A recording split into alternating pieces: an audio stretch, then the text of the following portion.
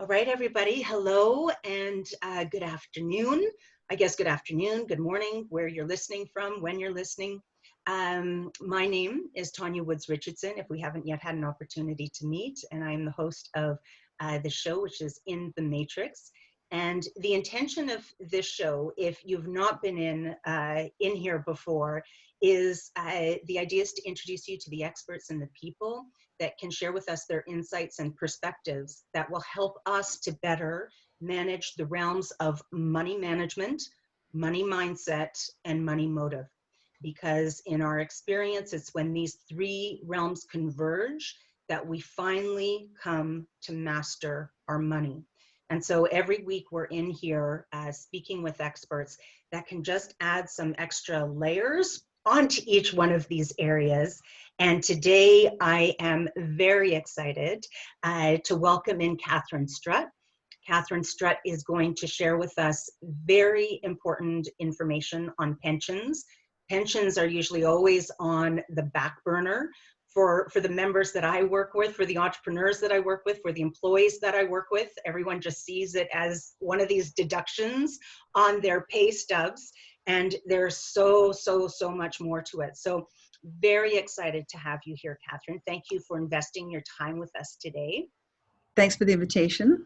And you know, three really important things I think to share with everybody about you. I was actually fascinated as I was going through your bio. So not only are you the general manager of the Saskatchewan Pension Plan and have been since 1993, so a lot of, you've probably seen a ton of evolution just in pensions overall and people's awareness. But then also a fellow from the Institute of the Canadian Bankers Association. So we still refer to women as fellows? Yes.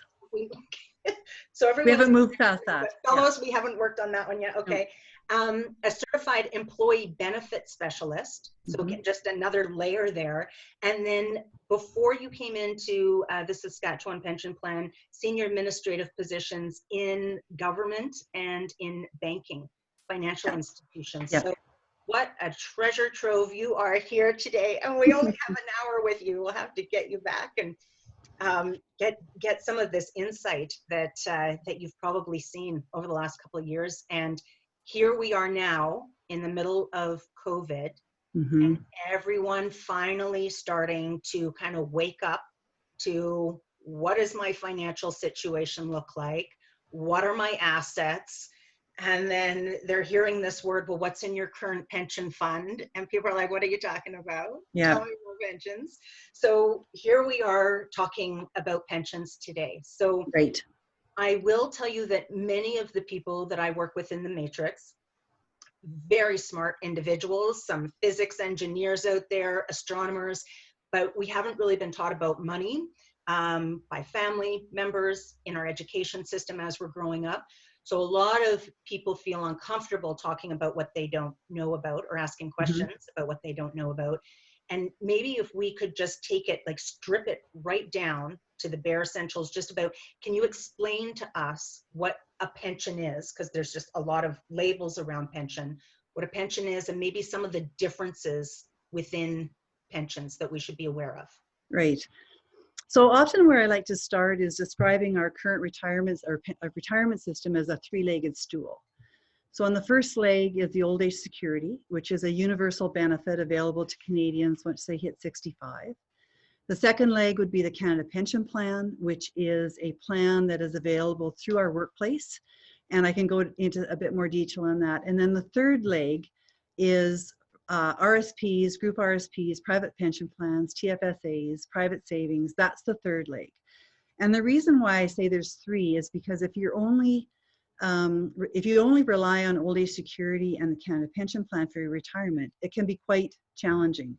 So, and just to give you some numbers, the current old age security payment is just over $916 a month. The current maximum CPP payment is just over $1,175, but the average of that is $735. So that's not a whole lot to live on. And so the third leg, which is our private savings or our pension plans, are a really important way of supplementing that base that we would get through OAS and CPP. And so, I'm sorry, you look like you Okay, want so to. I'm just, so old age security, this is $916 a month, and this is, you're eligible for this if you have a social insurance number. Is that At age right? 65, it's available to Canadian citizens. Yep. So you Okay. apply for that. It's an indexed, it's paid through general revenues. It's an indexed amount. So I've given you the current amount. The Okay. Canada Pension Plan is based on how What long you have you been in the contributed. workplace, how old you are. So for instance, Okay. there's a debate about taking it 65 or 60 or leaving it to 70. So the normal, if I put in air quotes, the normal retirement age is still 65. Okay. If you take your Canada Pension Plan at age 60, your benefit is reduced by 7.2% per year for the number of years you're younger.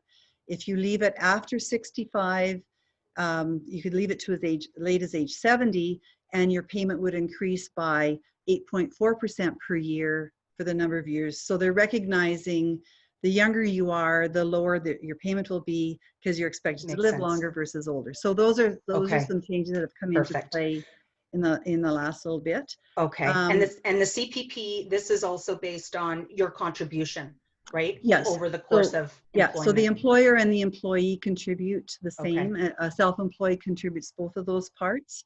So the current rate is 10.5% between those two parties. And it's been increasing to improve benefits available at retirement, and is slated to go to a combined total between employers and employees of 11.9% by 2023. So when you're seeing, as an employee, you're going to see your Canada Pension Plan contributions on your pay stub, and then the employer is matching that and remitting that on your behalf. Okay. Well, thank you for that. Like that clarifies so much already. And those are just the two legs that we didn't even plan to get into. And so now the third leg, which is, so you've got one bucket where you're talking about the RRSPs, the TSFAs, the pension plans. So how do we start to separate, weed out that third leg in those different categories? Well, I'd like to start with the definition of a registered pension plan, because that is, that's what a lot of people maybe think they have, and maybe they don't. It depends. So a registered pension plan is an arrangement where the employer has set up a pension plan, it's registered with CRA, and it's meant to provide retirement income at the end of the day. The employer must contribute to this type of arrangement, and the employee may contribute. So you see different arrangements. The registered pension plan is the name of the broad thing, like RSP. So it's the name of a type of investment. So it's registered with CRA. Contributions are tax deductible. And within that, then you see two types of pensions. One is a defined contribution, and one is a defined benefit. Now, defined benefit is often in larger employers, and a lot of public sector plans are defined benefit. The eventual pension is based on a formula, so you'll often see it listed as, say, 2% of your best 5 years of work times the number of years you worked in that company. So it's relatively easy to figure out. Let's say you stay with a company for 40 years. I don't know if that happens anymore, but you can figure out what your eventual pension will be based on that formula. So that's what it means by the benefit is specified. So it's a defined benefit plan. The other kind of plan is what's called a defined contribution, and that is much more prevalent within the private sector. Again, lots of larger employers will have this, and the eventual pension is based on how much money you actually have in your account, and that comes from employer contributions, employee contributions, and earnings. So at the end of the day, you don't know how much you're going to get. You just know you're building to a certain balance. So, whatever the rule of thumb is, some people will say, oh, I need $1 million in my account to help fund the rest of my retirement. I don't believe there's any hard and fast rules on that, because it kind of all depends. But the defined contribution, your balance at the end of the day is what determines how much you're going to have for your pension. So sometimes those are also called capital accumulation plans or money purchase plans. Those are all names that are the same to identify defined contribution. So pension options out of these can be to an annuity, to a prescribed RIF, a locked-in retirement account, or a variable benefit. And if you're okay with this, Tanya, I'll just go through and describe what those are. Can I just take one step back before we Yeah. get into that, just to wrap my head around this piece? So the, this was a question that was coming up for me. What is the incentive for an employer to actually put together a pension plan to start off with? Is it about employee retention? Is it about really just being able to offer benefits so that their people stay? Is it the tax write-off? Like, why would they do this in the first place? Well, survey has shown that pensions are a very valued benefit from employees. So often it's a retaining and attracting. Okay. Depending on the industry you're in, if all your competitors have a pension plan and you don't, how are you competitive? Part of it is corporate philosophy that you want to assist employees in their retirement. So you're taking part of the wage and deferring it so to help for their retirement. Wellness, yeah. Yeah, so I don't know that there's one example. Okay. For Okay. smaller employers that are looking at it, part of it is how can I compete with maybe my larger competitors? I feel it's important that this is an important employee benefit. A whole range of rationale as to why you would actually set up a pension plan. Okay, so we've got the pension that's established. In either case, whether it's the defined contribution or the defined benefit, the employer is obligated to contribute.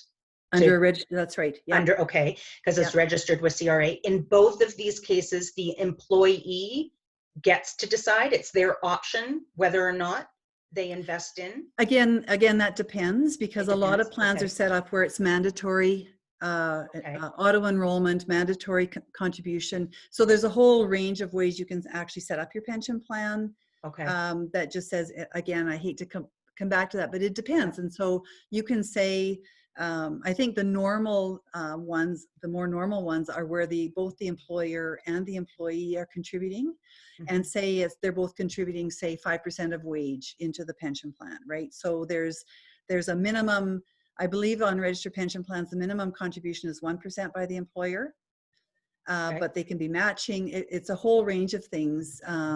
Often these are jointly trusteed in that there's a union involved, and so that's part of the negotiation, contract negotiation. So there's a myriad of ways that these can be set up and paid and financed, and there's no one size fits all. Okay.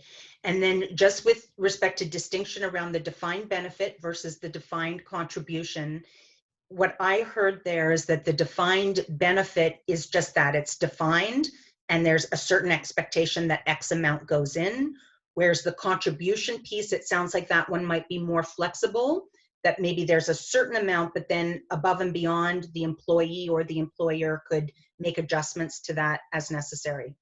Right. So the employee really bears the investment risk on the defined contribution because there's no promised benefit at the end. On the defined benefit, it's more the employer that bears some of that risk because they are wanting to make sure the pension plan is funded so that they can pay that promised benefit. So they're quite different. Okay.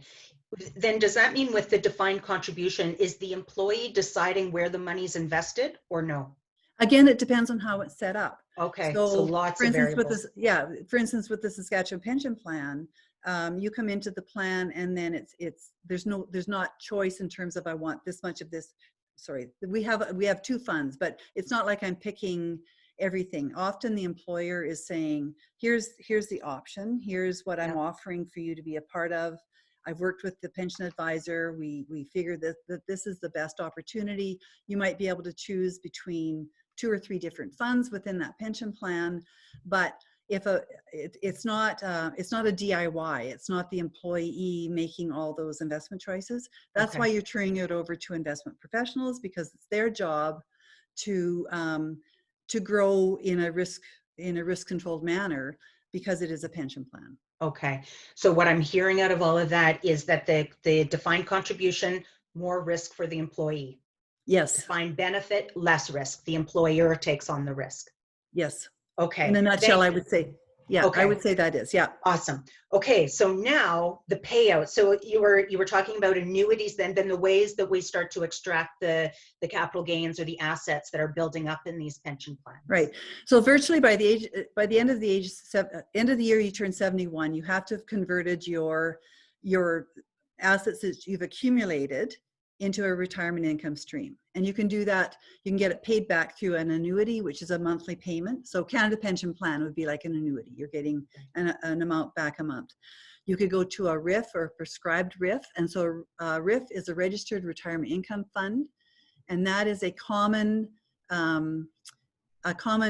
investment tool that people that move from RSPs into a RIF, and you're getting, CRA sets what the minimum amount that has to come out of that each year. You can take more, but you can't take less.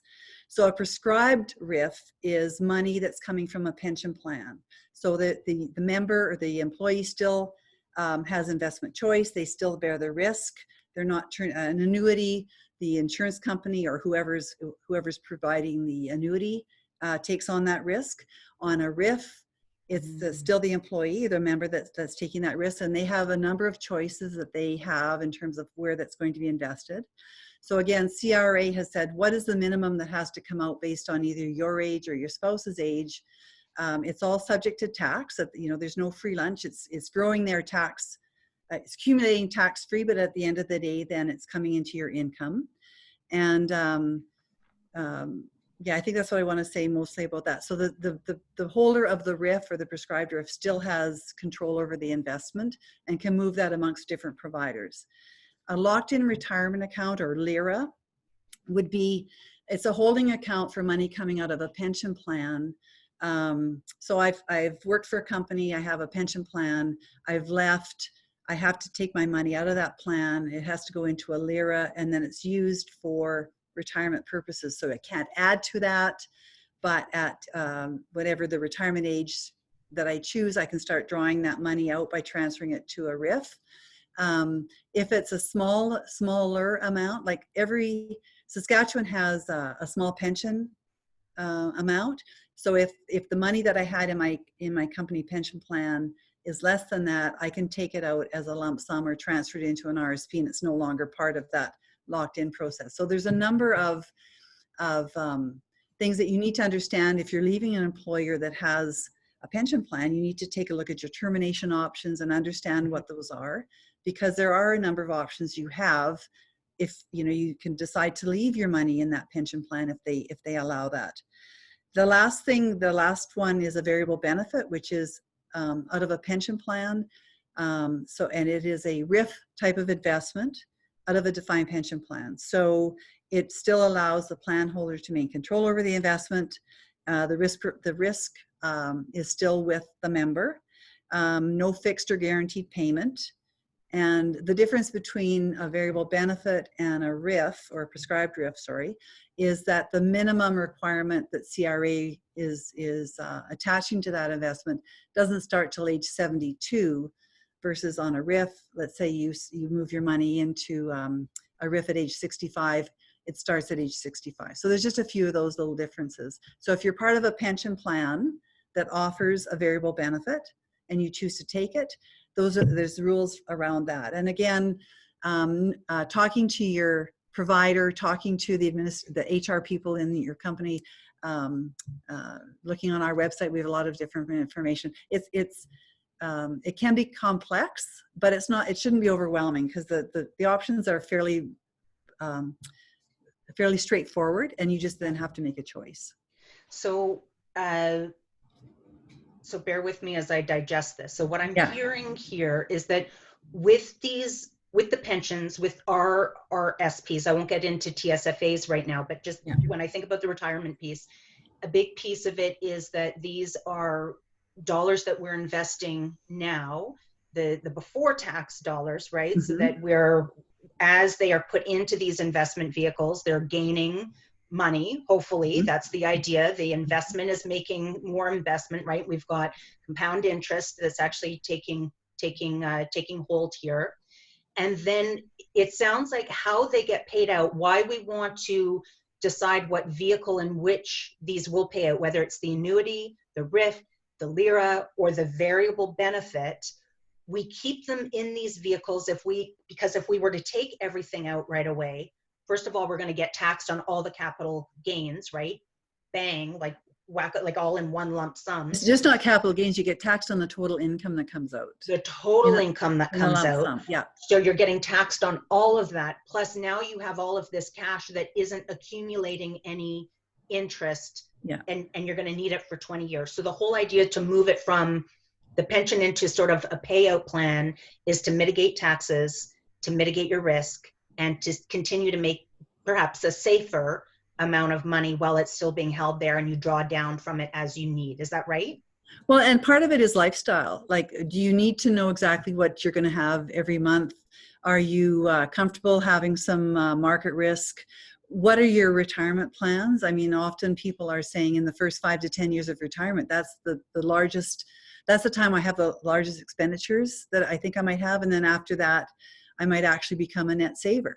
Mm-hmm. Right? I might not have as big of expenditures. So part of it is working out lifestyle and making some choices around that. And I think that's what holds some people back from planning is like, I just don't know. I don't know how much money I'm going to need. I don't know what my I don't have a handle on what my expenses are now versus what they'll be in retirement. So part of that, we always recommend to people talk to independent financial planners because they can help you. They can ask you the questions that help you get the answers that you need to say, okay, now what's important to me? What risk level am I willing to assume as I go into retirement? Because you said 20 years, it could be 30 years into retirement. I might have worked for 30 and be retired for 30. So we really recommend people that work with independent financial planners who can help them understand the answers to those questions. Awesome. Okay. And so I know in the matrix too, one of the biggest questions that come out, because we get people to walk through those questions on their own, not with an advisor, but getting them just to explore what would that look like. And it's true when it, like you said, there's this barrier to go, well, how much money do I need when I'm 65? Right. And some of the things we talk about too is, will you be looking after your parents? Yes. Will your kids be back home? Yes. Will you be with your spouse or will you be on your own? Right? So all of these things that we always don't kind of take into consideration when we're planning. So let me go back to just for a minute, because I think you're right. And many of the people that I work with are entrepreneurs, and we're going to get into that, because what I loved hearing with you and Gail is that, hey, business owners can set up pension plans. I've been in this space for 10 years, and the amount of entrepreneurs that I've helped build a budget for pension plans for themselves or their employees, zero. Yeah. Right? It's like health benefits, but nobody's added pension plan to their line expense but okay, that will wait. We'll park for a minute, but I'm curious because I don't think many people right now stay with one employer for 40 years. Right. So I sign up with, let's just say I sign up with company ABC. I am in a pension plan. I've probably not even done the work or the due diligence to even understand what pension I'm in and what rate of return and where it's being held. But I leave. And so now you're saying that I definitely have some options. So what's important for me to know if I'm not fully aware of pensions overall? What are some of the most important things that you need to tell me to be aware of if I'm thinking about leaving an employer where I've been paying into a pension? Right. So sometimes you can take what's existing in your pension plan and transfer it to your new employer. Right? It depends, right? So everything I'm going to tell you is going to be, it depends. So you might be able to transfer to your new employer. You might be able to transfer out tax sheltered into an RSP if it's a small enough amount. You might go to a LIRA where you're just going to have it held until you're of an age where you can actually access it for pension.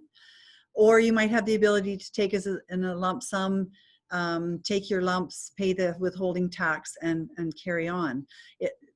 You would see what I would call a termination options. So these would be listed for you. Some pension, like some pension plans even allow you to stay. Like they say, okay, you're no longer employed here, but your money can stay here if you want, and you can have all the benefits of the plan. I would say those aren't as prevalent as saying, I'm going to transfer to an RSP or I'm going to transfer to another employer plan. And all those transfers would happen tax-free. So you've already paid the tax on the money. You've already got the tax receipt for that money.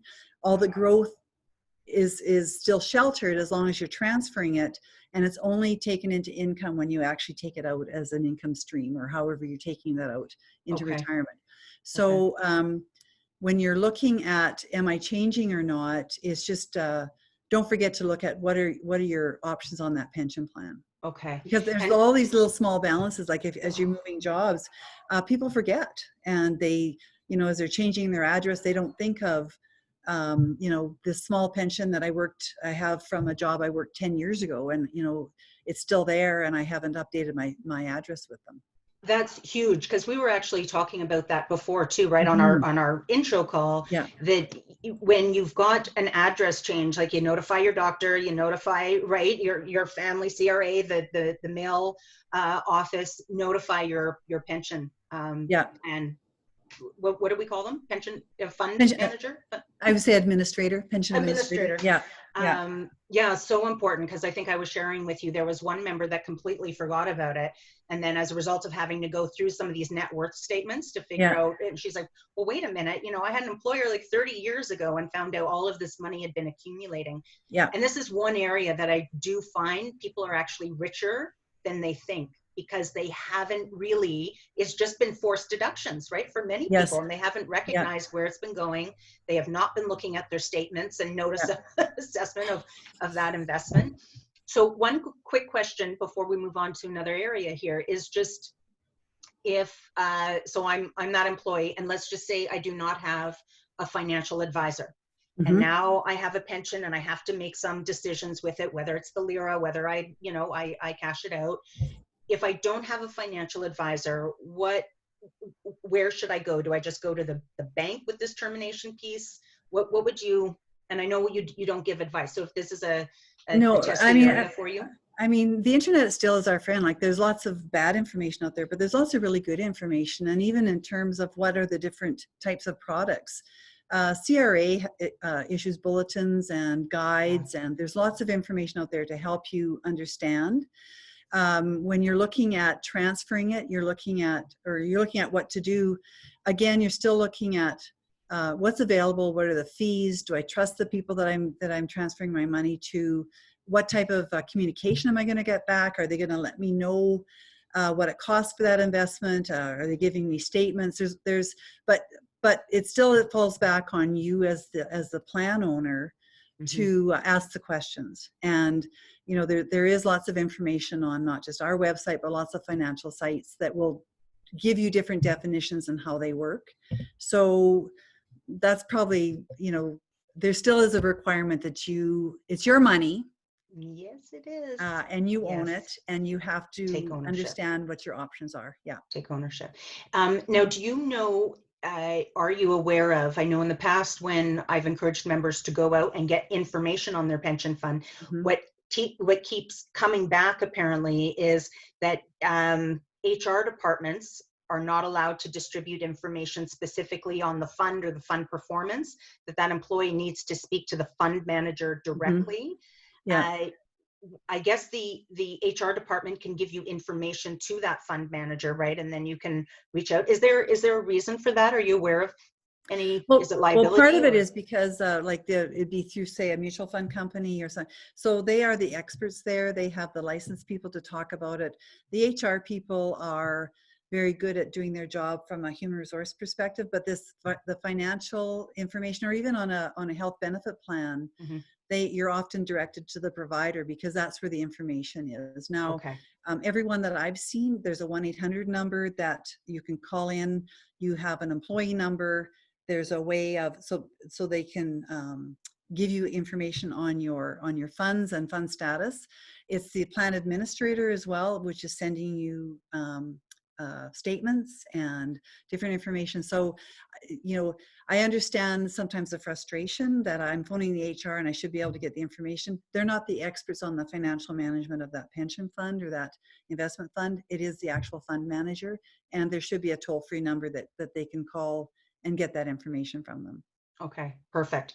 And then the last question, we started talking a little bit about this before our call today, but just due diligence. So this is kind of what got me sparked up, was I'll mention the company name, but it's the care homes that we've been seeing out there at the at the center of this COVID crisis. And I remember when this first hit, actually, everyone was talking about shame on these care homes, and it's all about profit. And I'm like, wait, we're a society that always paints profit as a bad word, and we don't know the story. And then last week it broke that it was about profit.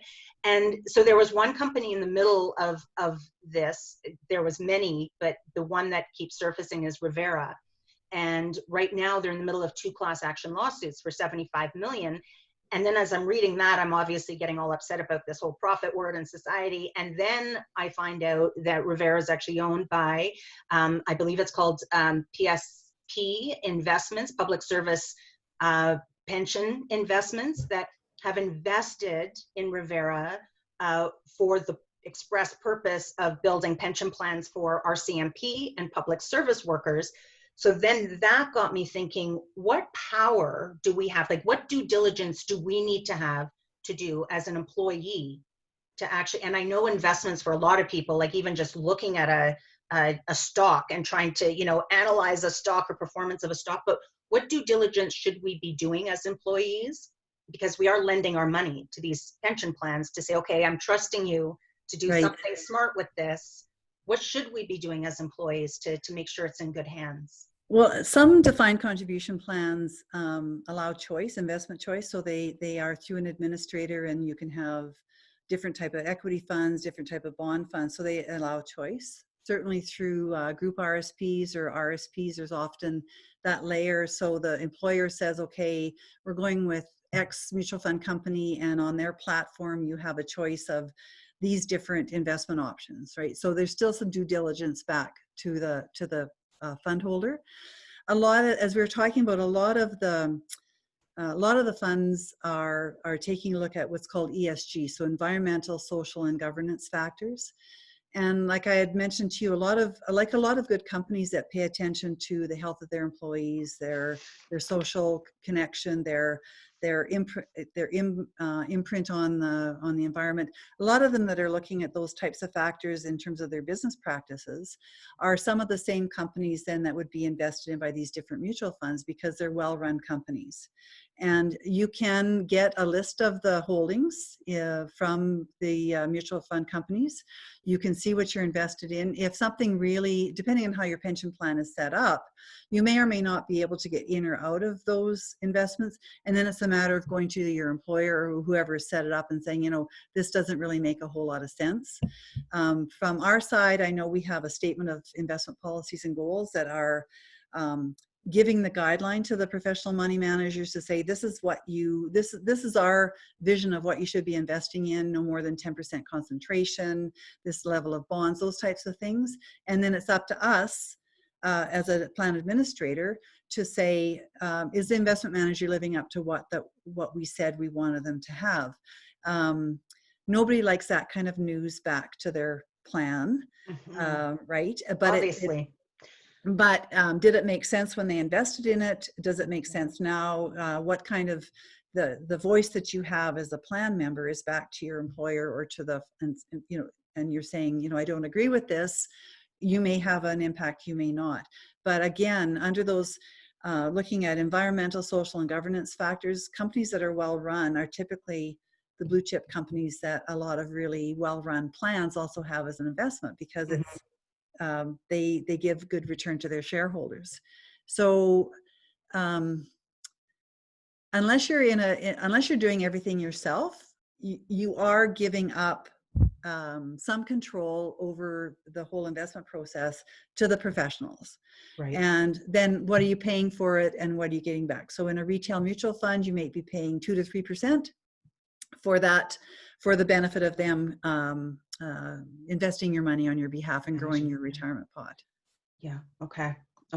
So this brings us into another segment, which I love. It's like you planned that, which is the management of it. So let's say I do have an advisor, and I want to get into some of the differences too between the RSPs and the pensions. But one of the things that I've been noticing you know, with my own plan and with the members that I've been working with, is that when we look at our summary, we're going to see a rolling annualized rate of return, right? We've got 3 months, 6 months, 5 years, 10 years, 20 years.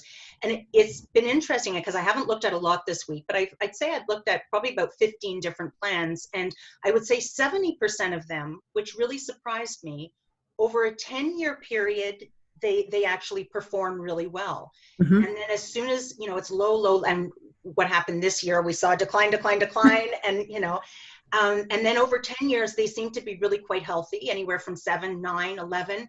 And then it seemed to be over 20 years, they drop down again. Like the average rate seems to drop down. So I guess the question I have is, if we're putting it in the pension fund and the pension fund managers are managing it, and it's not our personal advisor that's managing that fund, how do we know when to get out? If we know that there's a 20-year rolling and it will drop, right, at some point, how do we know when it's best to get out instead of just cashing out when we're 60 or starting to cash out, like getting it into an annuity or a LIRA?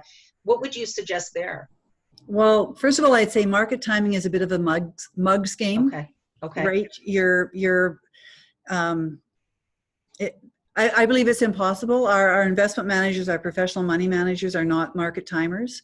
Okay. What you're looking at is, what's the investment policy? What is it for the long term? And I know the closer you get to whatever your retirement age is, your long-term changes. And if you have some people handle that by saying, okay, I want to reduce some of my risk that I'm getting from an equity component, and I'm going to move it into bonds or money market just to try to reduce that. I like the ups, but I can't survive the downs, right? Everybody likes an up. Nobody likes a down. The pension, like I look at our investment policy, and we're invested for the long term. When you're looking at 5, 10, 20-year returns, it's very end date sensitive. So does it include the financial crisis of 2008?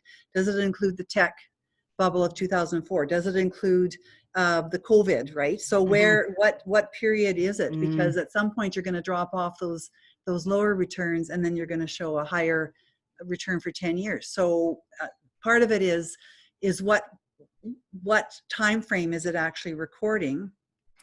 Every mutual fund and the Saskatchewan Pension Plan issues a fund facts, which talks about investment policy, top 10 holdings, what's the level of risk, what's the best return, what's the worst return, how much would $1,000 be worth. Those are really good condensed versions of a review of a pension of a fund that I would really encourage people to read. Yeah. When to get out, you know. Even if with the market drop now, even though maybe money isn't more, I'm retired, but I still have 30 years maybe to recover from that. On the downside of that, I'm drawing money out of that every month for my pension. So that's where annuities come into play as well. Like what do I want to know exactly what I'm going to have, and then the rest is a bit of gravy, or am I okay riding the down?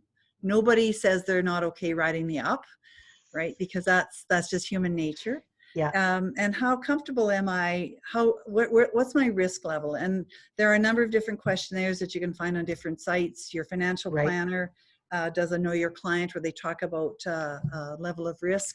And those are really important things to take into account, because if you absolutely can't sleep at night because you anticipate a drop in the market, you need to do something.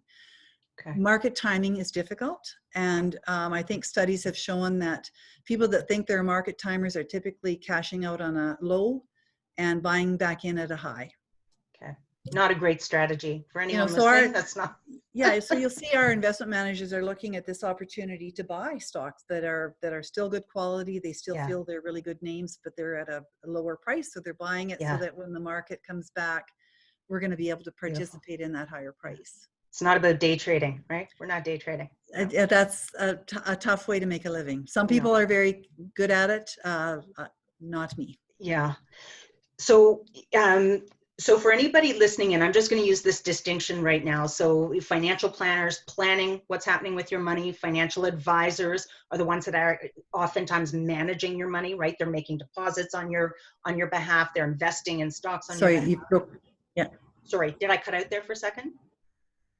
Yeah, but I caught you. Yeah. Okay. So um, let's say I have a financial advisor, and it seems to me it would be prudent to let this advisor know that here's what I have in pension plans right now, right? Here's what Hmm. is invested and where it's invested, because the advisor is hopefully taking a diversified approach to my portfolio, recognizing, okay, we'll put this in low risk, we'll put this in medium risk. So they should definitely be aware of where my pension is at, where it's held, what stocks, what bonds, like, and then the diversity within that pension as a part of the overall advising that they're doing on my behalf, correct? I would think so. Yeah. Yeah, okay, it seems to make sense. So now as we move into that space, what are the differences between my pension and RRSPs? Okay. So every year you get a notice of assessment from CRA. And one of the most important pieces on that, I find, is giving you your overall RSP limit. So your available limit is based on 18% of your previous year's income to a maximum of, I had a maximum here, just a second here, let me grab that page. The RSP maximum in 2020 is 27,230. So you can, if you've got, if that's 18% of your income, so it's either 18% of your earned income or this 27,000, whichever is the lesser. And that's what you can contribute to an RSP. And so when you're looking at your notice of assessment, it's really important to take note of that, because significantly over contributing leads to penalties. Like you only have a $2,000 over contribution limit. So that's one thing to check on your RSPs. So RSPs are one of the things that are available to people that give them something they get. It's a tax shelter, so I get a tax receipt for it. All my money in there grows tax-free, and then it's income at the end of the day. So the investment risk is on me as a plan holder. Group RSPs are just simply a way of an employer offering that type of arrangement through they're administering it through payroll deduction, but they operate the same. So RSP is the umbrella name. Under that, you can have mutual funds, you can have GICs, you can have all sorts of investments that as long as they are qualified and are registered with CRA, you get the tax receipt, you get the tax deduction, and it goes from there. So, but what I would say is it's really important to know what your limit is. RSPs can be in your name or your spouse's name. So you can create a spousal RSP where your contributions are going to your spouse's account and you take the tax deduction. That's a way of handling some income splitting. What about RSPs? You can leave them in until the end of the year that you turn 71, and then they have to be converted to a RIF or an annuity, the same as we were talking about from pension. Can I just ask then, just for clarity then, Sure. basically you're saying that, that a pension and a registered retirement savings plan, they're both kind of, they're the same thing. One is just based on in employment, and the other you're kind of directing personally, but it's still from the same contribution pool. So if Yes. in my employer pension, I'm contributing, let's just say $10,000 a year, then I need to know that, because now I only have a ceiling of $17,230. Right. So it's coming from the same place. They're still for retirement purposes. Yeah. It's just RRSPs we tend to do on our own or with an advisor, and the pension plan is being set up by the employer, but it still comes from the same bucket. Yeah, you can't do the same amount to both. The other issue is you can have a company pension plan, and you might still have some room to, as you said, you could do an RSP. Often with a company pension plan, or like the Saskatchewan pension plan, you're getting a lower fee, so there's more bang for your buck than maybe what you can get in the retail sector by yourself. Fees, yeah, we didn't even get into fees. That's huge. Well, and I had said, you want to watch the fees aren't bad. You just want to know what you're paying for. Transparency, I think, is how would you mention it. So part of it is in a retail space, you might not have high enough net worth to get those fees down to lower, right? So you might be paying anywhere from 2 to 3% depending on what the fund is. And so with a company pension plan, that there's a bigger pot of money. They call it institutional investing, and that typically would be at a lower fee. And Right. so there's more money going into your account because there's less coming off for fees. So fees are really important, and you need to understand Huge. what you're paying and what you're getting for that fee.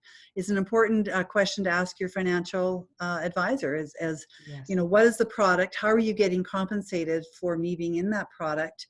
And it might be fine, and it might not be, but you need to, Yeah. if you don't ask the question, then that's on you. It's not on them, it's on you. Yeah. Because that's a huge piece of it, right? You might It is a be in an huge investment that's making 7%, you minus the fees, like you said, 3%, and now all of a sudden you're in an investment that's making 4, right? You're getting 4 out of it. Yeah.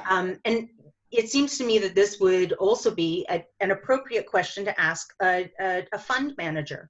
Yes. So when you're doing your due diligence on a pension, to actually say, well, what are the fees attached to this? I can see what the performance looks like, but what are your fees and what am I getting? And that's okay to ask those questions, right? I think a lot of people are afraid to ask them because they're like, who am I to be asking these? But again, well, and because a lot of the performance data is net of before fees. It's the market return. Yes. So you know, you've got to be able to ask that. So I mean, there's a lot of things, and it can be overwhelming sometimes, but a lot of it comes down to trust and ask the questions, because these are it's your money, and you have the right to know who's getting paid from it. Yeah, I love that. And we were talking a little bit about before this call, just about the issue of trust. Yeah. And how much the conversation and the topic of trust seems to be surfacing these weeks, right? With political unrest and just kind of our economy overall, and where's it going, and how are we going to pay for everything that we've been spending in the last couple of weeks. So I do have a question just on contribution limit. The CPP that we are contributing to, if we're contributing to it, if we're an employee, does that also get weighed against our annual contribution amount because it's going into that pension plan, or no? No. So there is a limit in terms of what they call the YMPE, so the year's maximum pensionable earnings. So in this case, I have that here, just a second here too. What it means is you're paying your CPP contributions up to a maximum of that YMP, which is around $57,000 or something. So anything above that doesn't attract CPP premiums. Okay. So there's some factor in there, but then at the end of the day, there's other factors that go into say, how much am I going to get out, right? Yeah. On that is not part and parcel of your RSP limit, which is based on your earned income from the previous year, or your business from income or wages, or business or wages from the previous year. So they're two different things. One is based on how much money is your salary, and the other is, well, they're kind of related, but they have different limits. And I don't know the terminology for this, so you're going to have to just kind of bear with my tumbling through this one, but it's my understanding that for previous years, so it's going to be my question, how many years can we go back if we haven't maxed out on our allowable contributions, knowing that every year they change, right? It's not going to be this $18,000 or $27,230 per year, but how many years can we go back where we have the opportunity to top up on those contributions if we haven't made them in the past? From the time you first started earning money, wow, you've been employed, you would have seen on your notice of assessment, if you ever looked, it would say how much you can contribute. If you haven't contributed, that just keeps growing by the next year's available. So there's a pile of unused RSP room.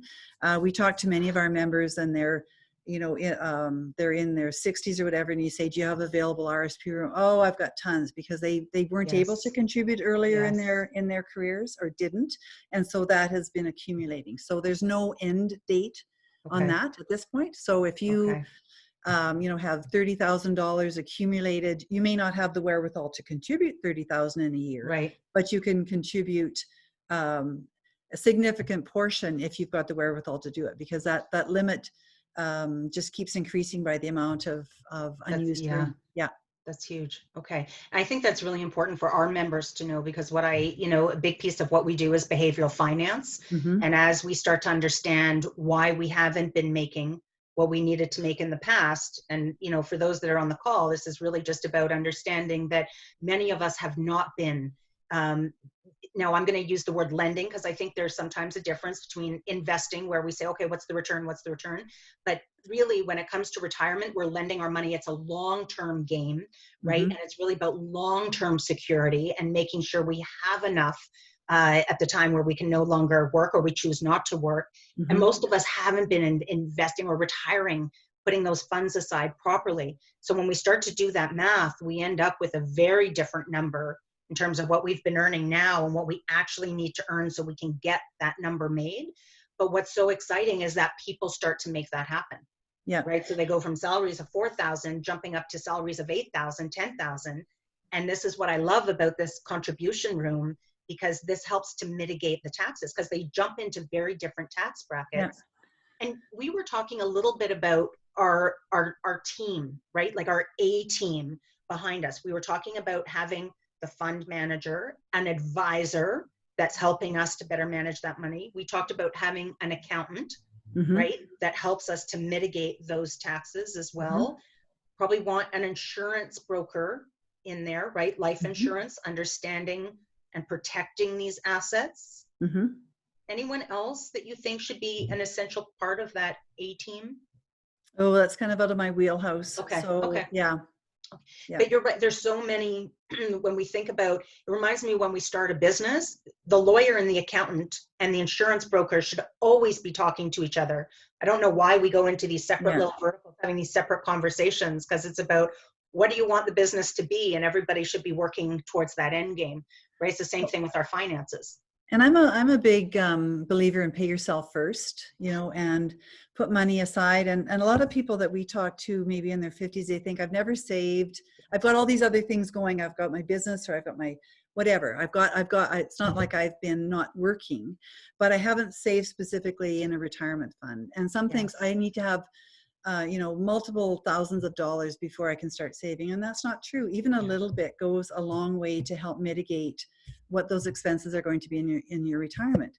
I think we talked earlier, the younger people are what Gail Janae would call time millionaires, because they can start their payroll deduction, they can start saving on a monthly basis, they can start changing that amount as they get raises and build that up. And I think that it's really important to not be, don't beat yourself up if you haven't been saving, because start now. It's kind of like the tree analogy, right? Like, when was the best time to plant a tree? 20 years ago. Yeah. When's the second best time? Today. It's the same thing with starting to invest and pay yourself.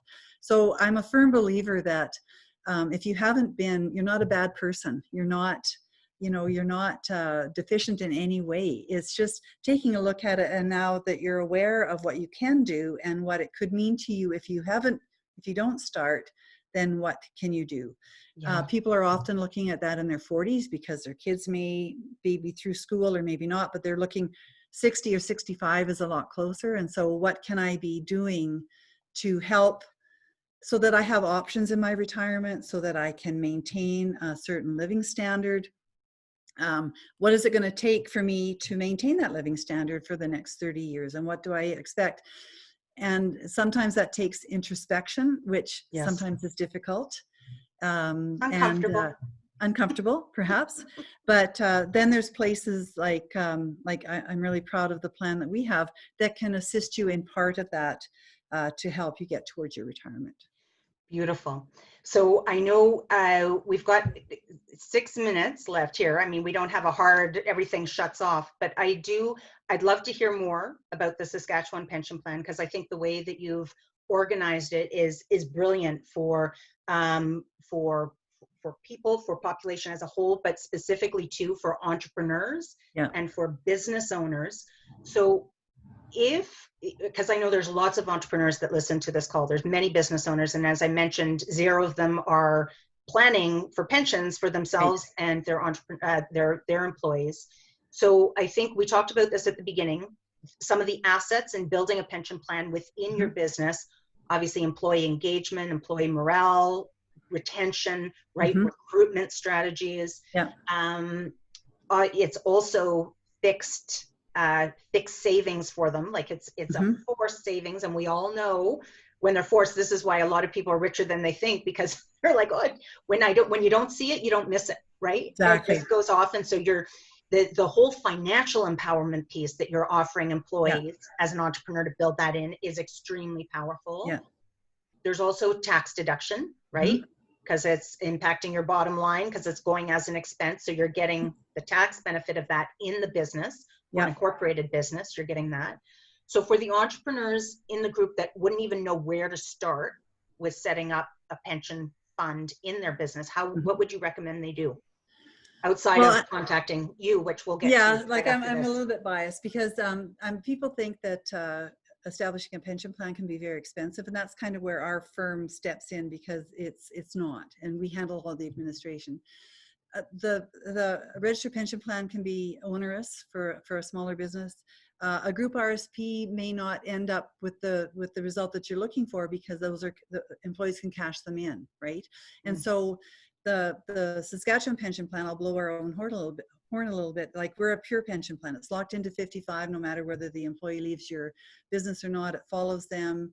And it doesn't, unless it can be really inexpensive for the employer. They decide how much, or if any, they're going to contribute, and then all the administration is handled by us.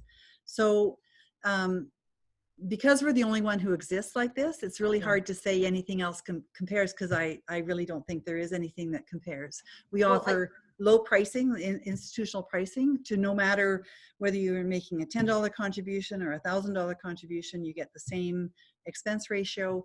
We treat you like a valued client, like you are. We send out for an employer to set it up. So for instance, we've been dealing with a lot of employers who have, say, fewer than 20 employees. Mm-hmm. And they might think that they can't afford to offer a pension plan, and maybe it's not part of what the industry does, but you can be a leader and say, okay, we're offering this out.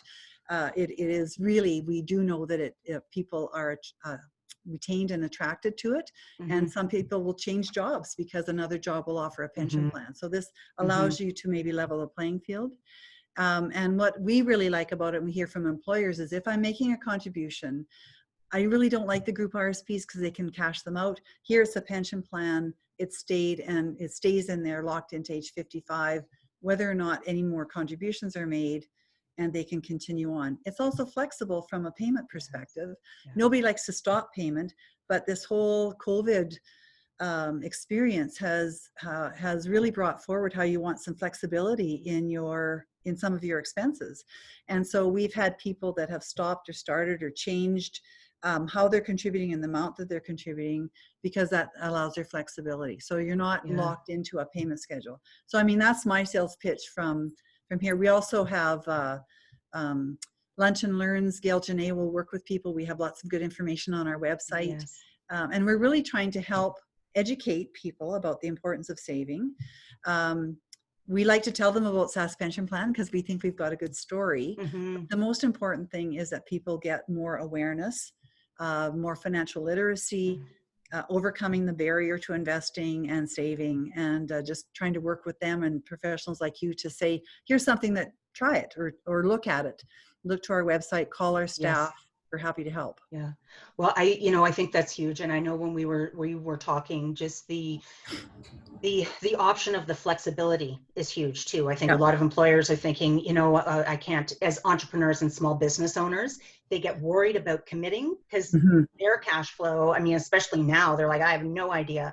But what I love about what you offer is that, when we start thinking about benefits, we usually think about health benefits, right? And we go right into that. And the financial health of our country is so important. Yeah. We've been facing a silent epidemic now for decades, and no one's been addressing it. Yeah. And you know, how you can step up so powerfully as an entrepreneur to be able to empower your people, because you're not even just empowering the employees, you're empowering their families. That's right. Right? Like Yeah. it's a legacy of health that you start to leave. So Yeah. so thank you, Katherine. This has been like a smorgasbord. I know it's hard to get excited about talking about pensions, but this was fascinating. I'm so appreciative of you coming on here and just sharing all of your wisdom and guidance and insight. I have a feeling we could have talked all afternoon about I was trying to stay focused, but thank you. And so Saskatchewan Pension Plan, how would you like people to connect with you? So at saskpension.com is our website. Our toll-free number is listed on there as well. I can give it to you, 1-800-667-7153. And we have live people who will answer the phone on that toll-free number during business hours. But they can also connect through us if you've got a question through email through our website.